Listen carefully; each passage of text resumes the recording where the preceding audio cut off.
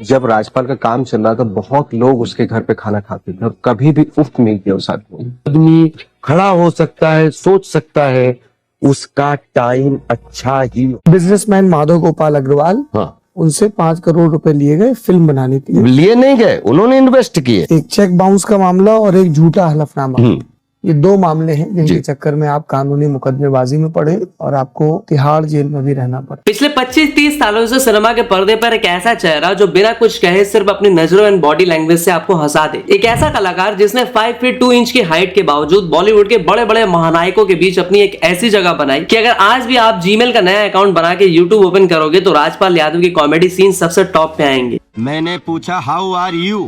Fine. अरे यार तुम लोग इंग्लिश की बहुत प्रॉब्लम रखते हो यार।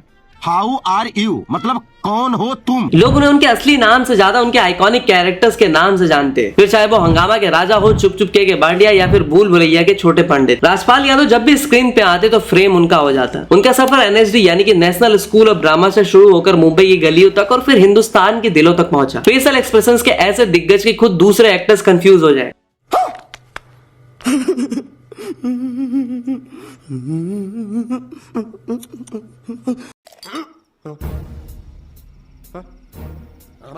इसलिए हमारी सबसे सक्सेसफुल सीरीज यानी कि राइज ऑफ स्टार में हमने अब तक आपको 60+ स्टार्स की जर्नी बताई। लेकिन आज हम एक ऐसे शख्स के बारे में बात करने वाले हैं जिन्होंने कॉमेडी की दुनिया में जॉनी लीवर से लेकर असरानी तक को टक्कर दे दी। लेकिन यही कॉमेडी जो उनके लिए वरदान थी आज अभिशाप कैसे बन गई, और क्या सच में कुछ लोगों ने जानबूझकर राजपाल यादव के अगेंस्ट षड्यंत्र यानी कि कॉन्स्पिरेसी की?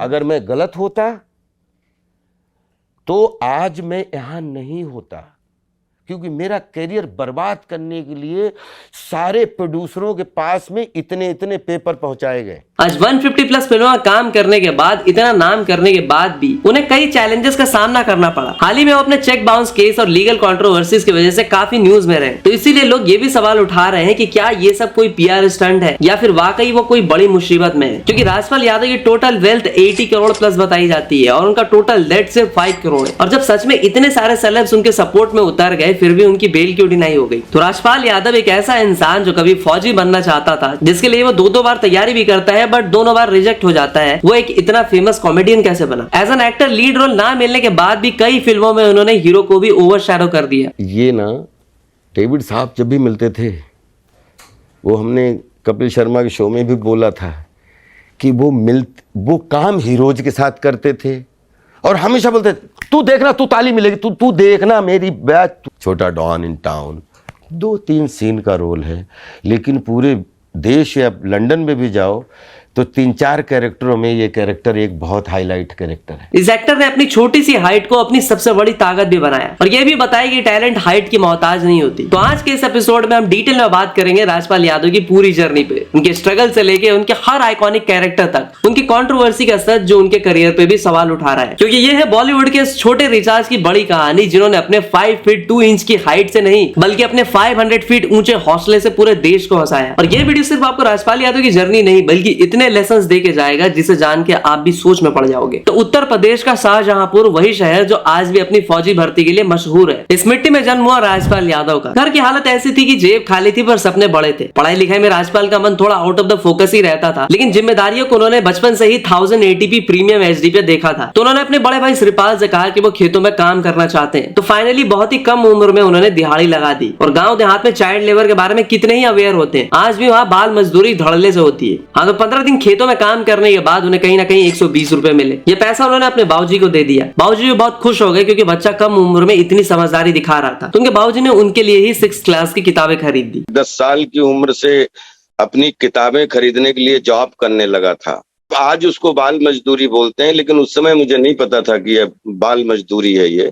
लेकिन जब किताबों के लिए 15 दिन वर्क करके और 8 रुपए पर डे मिलते थे तो 15 120 रुपए, तो 120 रुपए की किताबें साल भर की हमारी कक्षा 6 की आ गई थी, हमें खूब याद है। तो हमारे पिताजी ने बहुत हमें गले लगाया था और बोले कि अब किताबें आ गई हैं और फीस हम पूरे साल की निपटा डालेंगे किसी भी तरीके से। जब थोड़े बड़े हुए फिर भी हालत कुछ वैसी ही रही। पढ़ाई लिखाई में वैसे भी कुछ मन नहीं लगता था, लेकिन बाबूजी का शौक था कि लौंडा डॉक्टर बने। वहीं स्कूल में मास्टर साहब ने बेंग यानी कि मेढक चीर के प्रैक्टिकल करा दिया। बस यहीं से उनका मन उठ गया डॉक्टर बनने से। लेकिन आज भी राजपाल अपने पापा को याद करते हुए इमोशनल हो जाते हैं कि पिताजी का एक बयान याद आ गया, बोले लड़ते रहना है एकदम भैंस के बीच में शेर की तरह। हाँ यार, पिताजी का हिम्मत किसको कहते हैं? मेरी हाइट के हैं वो। मैं उनकी बहुत सारी चीजों से सहमत नहीं था, लेकिन उनकी हिम्मत का बहुत कायल था। एक बार 4-5 लोगों से झगड़ा हो गया, छोटे से थे हम, चारों तरफ से घिर गए पिताजी, लेकिन पिताजी ने वहां से हटना मंजूर नहीं किया। लाठियां चलने लगी पिताजी उनके बीच में। पिताजी अकेले 5 आदमी फाइट कर रहे हैं, तो फिल्मों में देखा है। जब रात में उनको दर्द हो रहा था, वो करा रहे थे,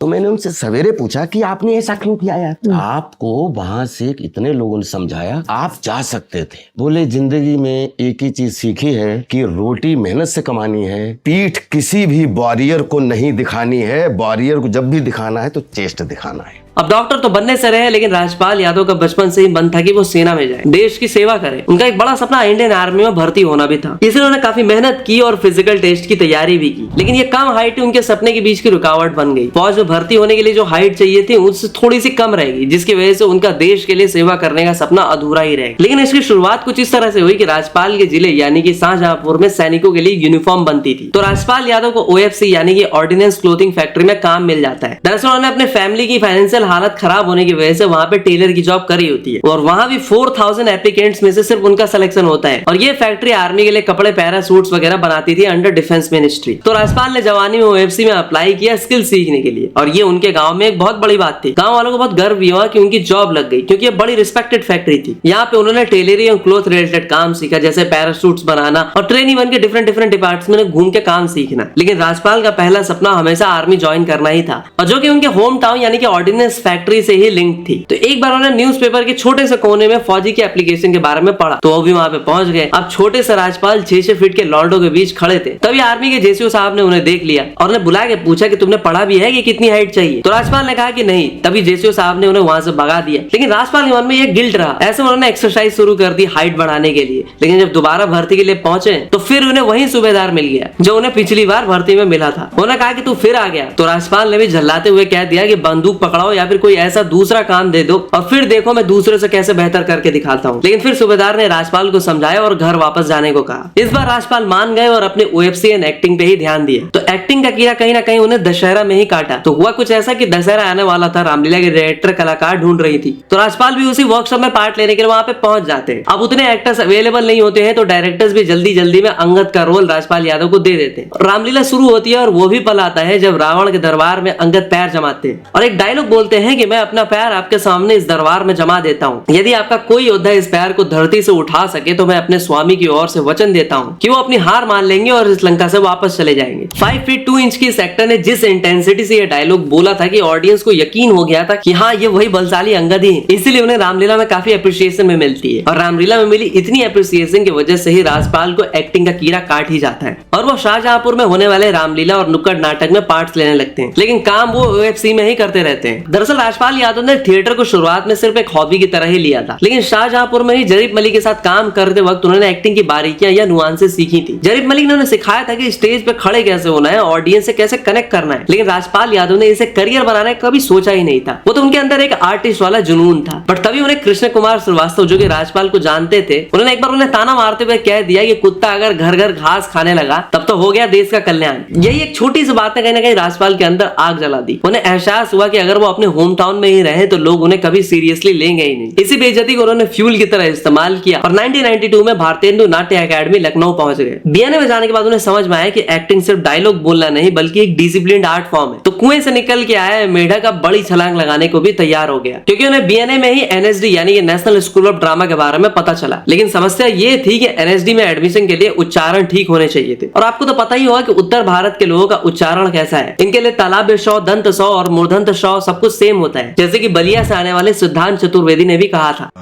तो मैं यूपी से आता हूँ, बलिया से, और मेरी मम्मी आज तक शंकर भगवान बोलती है।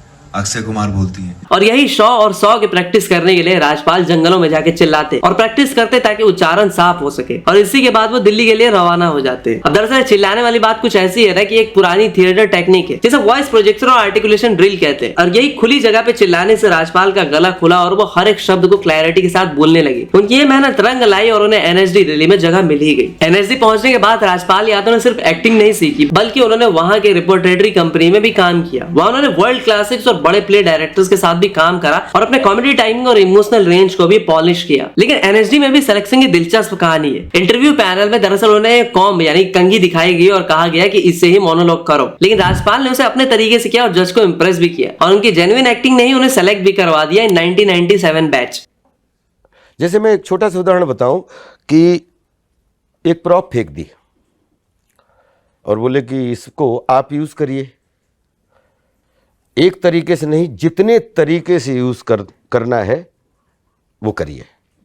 आपको कंघा दे दिया तो कंघे का एक काम है ये करना, और कंघे से क्या हो सकता है, तो नाखून भी, मतलब कंघा नाखून बन गया, तो जितना भी, फिर पता लगा कंघा मतलब ब्रश भी बन गया, सब अपने कपड़े भी साफ कर रहा है, फिर पता लगा कंघा ही मतलब जो है कंघे के क्या क्या दिनचर्या में, मैंने उदाहरण दिया, ऐसे 50 चीजें वो लोग देते थे। रोबिंदा की क्लॉस। एक्चुअली एनएसडी में इंटरव्यू तो उन्होंने निकाल लिया, लेकिन उस टाइम पे एज ए सॉल्वेंसी के तौर पे 36,000 जमा करने होते थे। लेकिन उतने पैसे राजपाल यादव लाते कहां से? तब उनकी मदद के लिए आगे आए उनके गुरु जरीफ मलिक, जिन्होंने कोऑर्डिनेशन आर्ट थिएटर में उनके साथ काम किया था, जिन्होंने पहले भी उन्हें थिएटर में बहुत कुछ सिखाया था। तो उन्होंने किस तरह से पैसे का इंतजाम कराया और एनएसडी में उन्हें जगह दिलाई। तो जब 1997 बैच में राजपाल एनएसडी पहुंचे तो यहाँ पे उनके सीनियर्स हुए यशपाल शर्मा, नवाजुद्दीन सिद्दीकी, और लल्लन टॉप के इंटरव्यू में ही राजपाल ने कहा था कि इन लोगों ने उनकी रैगिंग भी खूब की। एनएसडी में एडमिशन तो मिल गया, लेकिन पैसे की तंगहाली अभी भी वैसी की वैसी ही थी। तो जब भी राजपाल या उनके दोस्तों को मौका मिलता तो वो लोग किसी भी शादी में जाकर खाना खा के चले आते। आगे चल के राजपाल यादव जून 1997 में मुंबई आते हैं। तो एनएसडी दिल्ली से एक्टिंग सीखने के बाद उनके पास हुनर तो था, लेकिन जेब में पैसे बहुत कम थे। तो जब वो मुंबई के बोरीवली स्टेशन उतरे तो उनके पास सिर्फ 800 रुपए थे और एक सपनों से भरा हुआ बैग। शुरुआत में उन्होंने गोरेगांव का एक छोटा सा कमरा शेयर किया। वो रोज सुबह जल्दी उठकर ऑडिशन देने निकल जाते। अक्सर लोकल ट्रेन में ही ट्रेवल करते और कई बारी तो स्टेशन पर ही सो जाते ताकि अगले दिन जल्दी ऑडिशन के लिए पहुंच सके। पैसे बचाने के लिए बहुत ही सस्ता खाना खाते, कई बार बिस्किट चाय से भी दिन चल जाता। लेकिन मुंबई आने के कुछ वक्त बाद ही उन्हें टीवी सीरियल में काम मिलना शुरू हो गया। उनका पहला बड़ा ब्रेक थ्रू दूरदर्शन के सीरियल मुंगेरी लाल के भाई नौरंगी लाल में मिला। इसमें उनके काम को काफी पसंद किया गया, जिसके लिए उन्हें बॉलीवुड के दरवाजे भी खोल दिए। लेकिन राजपाल यादव की किस्मत तब बदली जब वो फिल्म मेकर राम गोपाल वर्मा से मिले। दरअसल फिल्म शूल में एक छोटे से रोल से शुरुआत करके उन्होंने जंगल में नेगेटिव रोल भी निभाया, जिसके लिए उन्हें फिल्म फेयर अवार्ड भी मिला। उसके बाद उन्होंने कभी पीछे मुड़कर देखा ही नहीं। लेकिन शूल में उन्हें काम तब मिला जब वो मुंबई से बोरिया बिस्तर बांधकर जाने लगे थे। एक्चुअली राजपाल यादव स्ट्रगल से थक चुके थे और उन्हें तय कर लिया था कि वो वापस लौट जाएंगे। तो अपने दोस्त नवाजुद्दीन सिद्दीकी के साथ अंधेरी स्टेशन पर खड़े थे, ट्रेन का इंतजार कर ही रहे थे। तो अनुराग कश्यप को राजपाल के ही एक दोस्त शायद अशरफ उल हक के जरिए पता चला कि राजपाल जा रहे हैं। अनुराग को उनके टैलेंट पर पूरा भरोसा था, इसलिए वो भागते हुए स्टेशन पहुंचे और उन्हें रुकने के लिए मनाया। अब देखो एनएसडी वालों का भले ही सुपरस्टार्स वाला रुतबा ना हो, लेकिन ये लोग एक दूसरे की मदद जरूर करते हैं, क्योंकि हर कोई घिस घिस के वहां पे पहुंचा जो होता है। तो अनुराग कश्यप उस वक्त सूल की स्क्रिप्ट लिख रहे थे, जिसके प्रोड्यूसर राम गोपाल वर्मा थे और डायरेक्टर ई निवास। तो उन्होंने राजपाल को फिल्म में कूली का छोटा सा रोल ऑफर किया। अब मजेदार बात ये थी कि राजपाल के साथ नवाजुद्दीन सिद्दीकी भी वहीं खड़े थे। तो उन्होंने भी पूछा कि क्या उनके लिए भी कोई रोल है क्या फिल्म में। तो अनुराग ने उन्हें भी वेटर का रोल दे ही दिया, जिसके लिए नवाज को तब 500 रुपए मिले। मैं नवाज जी को मिला था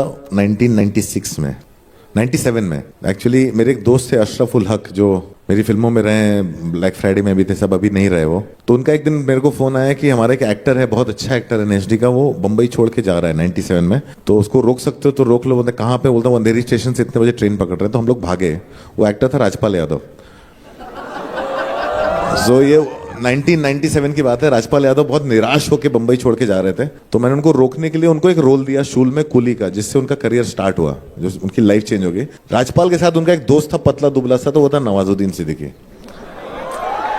नवाजुद्दीन जो है बंबई छोड़ के नहीं जा रहे थे, लेकिन वो राजपाल के दोस्त थे। तो उन दोनों को मिले, तो राजपाल को जब रोल दिया तो ये हुआ कि नवाज को भी रोल दो। नवाज को के लायक कोई रोल नहीं था, तो उसमें एक छोटा सा वेटर का रोल था शूल में। तो हमने कहा, ये बोलता कि नवाज ने कहा मैं कर लूंगा। मैंने कहा तुम्हारे लायक नहीं। बोलता सर 500 रुपए मिल जाएंगे, मैं कर लूंगा। उसको पैसे के प्रॉब्लम था, तो वैसे मैं नवाज को मिला। शूल के बाद भी राजपाल यादव ने राम गोपाल वर्मा के साथ बहुत सारी फिल्में की। राजपाल यादव और राम गोपाल वर्मा की बॉन्डिंग बॉलीवुड की सबसे अनोखी डायरेक्टर एक्टर्स की जोड़ी में से एक रही। आरजीबी ने राजपाल यादव के अंदर उस छुपे हुए एक्टर्स को पहचाना जो सिर्फ कॉमेडी नहीं बल्कि सीरियस एंड क्रीपी रोल्स भी बखूबी निभा सकता है। ले जाओ मेम साहब, आप भी याद करोगी।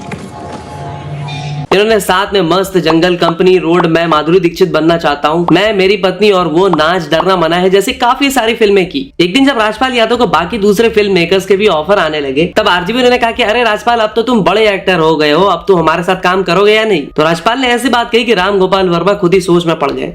कमाल का किस्सा कि हम और रामू जी, अजय देवगन साहब, मनीषा कोइराला जी, अंतरा, विवेक, हांगकांग के इंटरकॉन्टिनेंटल होटल की छत पे हम लोग बैठे थे, लाइट चल रही थी कंपनी की। रामू जी को लेग पुलिंग करने की बड़ी आदत। बोले Rajpal, next time will not work with me. बोले वाई सर? बोले नहीं, अभी जंगल में आपको अवार्ड मिल गए हैं तो कम में आपका छोटा रोल है, तो आप बाद में कहोगे, इंटरव्यू दोगे कि रामू जी मेरा मिसयूज कर हैं, मुझे कैरेक्टर नहीं। बोले सारे। तो मैंने कहा नहीं सर, जंगल भी आपने दी थी, प्यार तूने क्या किया भी आपने दी, कंपनी भी आपने दी।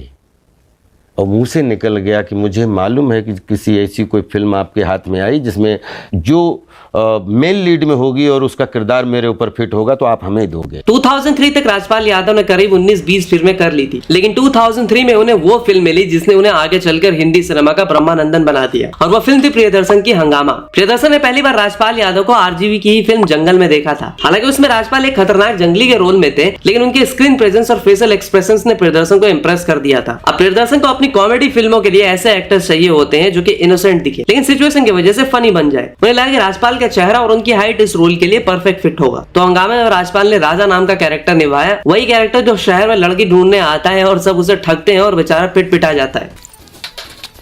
ना ना ना राजा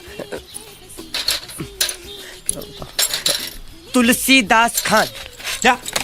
तुलसीदास खान? ये कैसा नाम है? ये चुप साले गुंडे बदमाश। बाप का नाम? जावेद चौरसिया। माँ का नाम? अरे मुमताज देवी।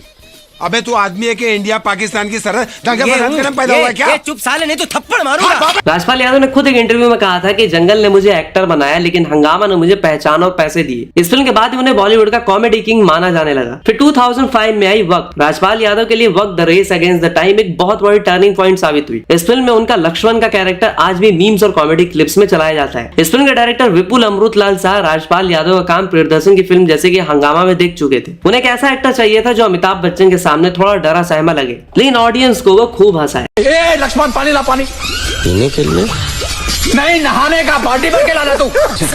पानी जा ले जा, मेरे नाम का नहा ले तू, चल जा। आपकी बेटी ने भागकर शादी कर ली। हाँ, क्यों भागकर शादी कर ली? क्योंकि वो कॉलेज में रनिंग चैंपियन थी इसलिए। तो शादी हुई? शादी हुई ना यार, सब लोग भाग रहे थे, दूल्हा दुल्हन, पंडित अग्नि लेके भाग रहा था, बाराती भाग रहे थे, बैंड वाला भाग रहा था, साथ फेरे भी भाग के ही लिए थे। तो इनके पति कौन है?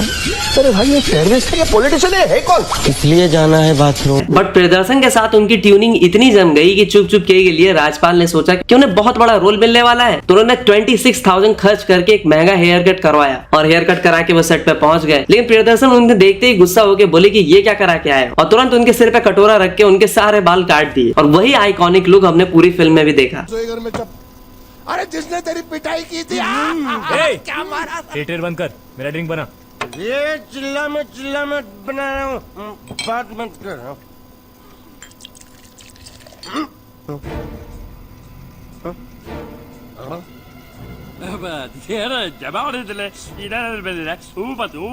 और उसी साल 2006 में आई फिर हेरा फेरी। राजपाल यादव के करियर की ये भी सबसे आइकॉनिक फिल्मों में से एक है। पहले पार्ट में भले वो नहीं थे, लेकिन सेकंड पार्ट में उनका पप्पू का कैरेक्टर इतना हिट हुआ कि आज भी सोशल मीडिया पर उसके मीम्स चलते रहते हैं। दरअसल फिर हेरा फेरी को नीरज बुरा ने डायरेक्ट करा था। नीरज बुरा ने राजपाल के साथ भी पहले काम किया था, और वो जानते थे कि राजपाल की कॉमिक टाइमिंग अक्षय सुनील और परेश रावल के बीच अपनी अलग जगह बना ही लेगी। और उस वक्त तक अक्षय कुमार और राजपाल यादव की जोड़ी मुझसे शादी करोगी, गरम मसाला जैसी फिल्मों में सुपरहिट भी हो चुकी थी। प्रोड्यूसर्स को भी पता था कि दोनों की नोकझोंक ऑडियंस को बहुत पसंद आती है। ऊपर से स्क्रिप्ट में भी एक ऐसे गुंडे की जरूरत थी जो दिखने में छोटा और इनोसेंट लगे, लेकिन उसकी पहच असली वाले गुंडे तिवारी सेठ तक हो। तो राजपाल यादव को ये फनी डॉन वाला कैरेक्टर मिल जाता है। लेकिन 2006 में ही उन्होंने भागम भाग जैसे फिल्म करके हैट्रिक लगा दी होती है। और उनका वो मीम, ये रहा नहीं जाता तड़प ही ऐसी है, ये मीम्स की दुनिया में आज भी धड़ल्ले से सेल होता है।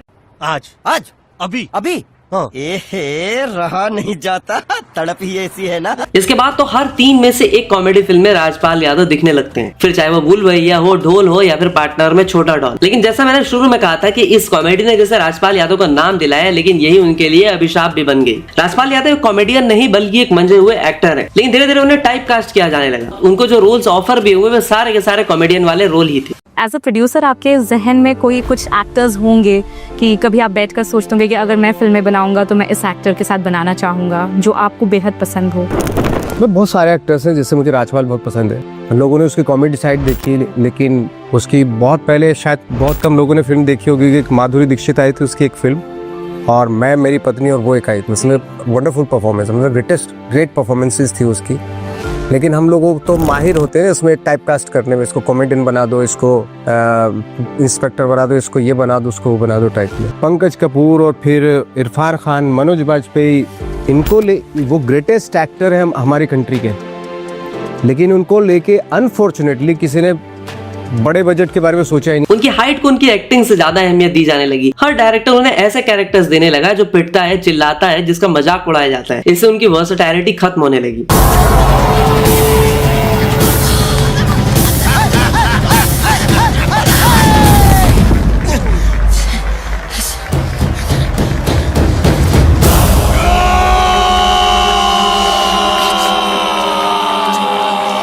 और ऐसा नहीं है कि राजपाल यादव ने टाइप कास्ट के अगेंस्ट कुछ काम नहीं किया, उन्होंने लीड एक्टर बनने की भी कोशिश की। इसका बेहतरीन एग्जांपल है फिल्म मैं, मेरी पत्नी और वो। इसमें उन्होंने दिखाया कि वो एक सीरियस सिनेमा भी कर सकते हैं, लेकिन बॉलीवुड ने उन्हें एज अ हीरो कभी एक्सेप्ट ही नहीं किया। जब उन्होंने खुद की फिल्म मैं माधुरी दीक्षित बनना चाहती हूँ या फिर रामा रामा क्या है ये ड्रामा जैसी फिल्में की, तो बॉक्स ऑफिस पर उन्हें सफलता नहीं मिली जिस तरह की सफलता उन्हें साइड रोल्स में मिलती थी। दूसरी चीज ये हुई कि इतने सालों में कॉमेडी का फॉर्मेट बदल गया, सिनेमा में कॉमेडी का डाउनफॉल आ गया। और downfall of comedy in Bollywood पे ऑलरेडी हमने एक केस स्टडी बनाई थी जिसमें अराउंड आज 1.2 मिलियन व्यूज भी है, तो उसे भी आप जाकर देख सकते हो। और वैसे भी कॉमेडी फिल्मों को कुछ खास दर्जा कभी बॉलीवुड या सिनेमा में मिला ही नहीं। लाइफ इज ब्यूटीफुल के आदमी को जब ऑस्कर मिल सकता है, तो यहाँ पे पार्टनर करने पे बेस्ट एक्टर क्यों नहीं मिल सकता? जैसे उदाहरण के लिए डेविड धवन साहब हैं या प्रियदर्शन साहब हैं, उनको कभी बेस्ट डायरेक्टर का अवार्ड नहीं मिला। ऊपर से स्लैपस्टिक कॉमेडी, यानी कि ऑडियंस अब वही पुरानी चिल्लाने वाली कॉमेडी से बोर होने लगी। न्यू जेन कॉमेडियंस जैसे स्टैंड अप कॉमेडियंस और नए एक्टर्स आने लगे, जिससे राजपाल का स्टाइल थोड़ा पुराना होने लगा। राजपाल यादव ने खुद एक इंटरव्यू में कहा था कि उन्हें अफसोस नहीं है कि उन्होंने कॉमेडी की, लेकिन दुख इस बात का है कि लोगों ने उनके अंदर के एक्टर को भुला दिया। उन्हें लगता है कि वो हर एक रस निभा सकते हैं, लेकिन इंडस्ट्री ने उन्हें सिर्फ हास्य रस तक ही सीमित कर दिया। भूल भुलैया 2 और 3 जैसी फिल्मों में उन्होंने कमबैक किया, लेकिन वो आज भी वही आइकॉनिक छोटे पंडित या फिर नटवर वाले कैरेक्टर में ऑडियंस को कुछ खास पसंद नहीं आए। और अभी उनके पास जो केस वगैरह हुआ है ना, उस पर अगर बात करें तो मामला है अता पता लापता जैसे फिल्म से जुड़ा हुआ। एक्चुअली 2010 में उन्होंने मुरली प्रोजेक्ट्स प्राइवेट लिमिटेड से करीब 5 करोड़ का लोन लिया होता है, जिससे वो अपनी खुद की फिल्म बनाते हैं। लेकिन जब ये फिल्म रिलीज होती है तो बॉक्स ऑफिस में बुरी तरह से फ्लॉप चली जाती है। राजपाल यादव को तगड़ा नुकसान होता है, लेकिन जिस कंपनी ने कर्ज दिया होता है उसने अपने पैसे वापस मांगे होते हैं। अब लोन चुकाने के लिए उन्होंने जो चेक्स दिए होते हैं वो बार बार बाउंस होने लगते हैं, जिसकी वजह से उन पर सेक्शन 138 के तहत 7 अलग अलग क्रिमिनल केसेस फाइल कर दिए जाते हैं। अब इसमें 15 साल का इंटरेस्ट और पेनल्टीज के बाद ये 5 करोड़ की रकम लगभग 9 करोड़ तक पहुंच जाती है। और जिनको भी लग रहा है कि ये भाई एक पीआर है, तो ये कोई पब्लिसिटी स्टंट नहीं है। कोर्ट ने उन्हें पिछले कई सालों में बहुत मौके दिए हैं सेटलमेंट के लिए। उन्हें 20 ज्यादा टाइम्स कोर्ट में वादा किया है कि वो पैसे दे देंगे, लेकिन हर बार डेडलाइन निकल गई। कोर्ट ने उनके बिहेवियर को डिप्लोरेबल तक कहा और कहा कि सेलिब्रिटी होने का मतलब ये नहीं है कि आप बार बार लॉ को इग्नोर करो। इस बीच उन पे ये भी आरोप लगा कि उन्होंने कोर्ट में गलत जानकारी दी, जिस वजह से केस सिविल से क्रिमिनल कंटेम्प्ट की तरफ मुड़ गया। और इवेंचुअली 5 फरवरी 2026 को राजपाल यादव ने दिल्ली के तिहाड़ जेल में सरेंडर कर दिया। आज वो अपनी 6 महीने की सजा काट रहे हैं क्योंकि उन्होंने फाइनल पेमेंट डेडलाइंस मिस कर दी है। ऐसा सुनने में आया कि सोनू सूद ने अपनी फिल्म में साइन कर रहे हैं, एडवांस पेमेंट तक की बात आई। और ऐसा भी सुनने में आया कि पॉलिटिशियन तेज प्रताप से लेकर के बड़े बड़े सेलेब्स जैसे सलमान खान वगैरह भी उनकी मदद करने के लिए आगे हैं। लेकिन अब जाकर उनके भाई शिवपाल यादव ने कहा है कि राजपाल की मदद के लिए जो खबरें आ रही है उनमें सच्चाई नहीं है। उन्होंने क्लियर किया कि अभी तक उनके परिवार को किसी भी तरह की कोई बड़ी फाइनेंशियल हेल्प नहीं मिली है। शिवपाल ने यह भी इशारा किया कि उनके एंसेस्ट्रल प्रॉपर्टी और एसेट्स हैं, लेकिन लीगल कागजाती कार्रवाई और कोर्ट के ऑर्डर्स की वजह से वो उन्हें तुरंत कैश में बदल के लोन नहीं चुका पा रहे। बट देखो, ऐसा नहीं है कि राजपाल यादव करियर यहीं पे एंड हो जाता है, क्योंकि उनके पास अभी फ्यूचर में बहुत से प्रोजेक्ट्स हैं, जैसे कि भूत बंगला, वेलकम टू जंगल। फिर भी इस कहानी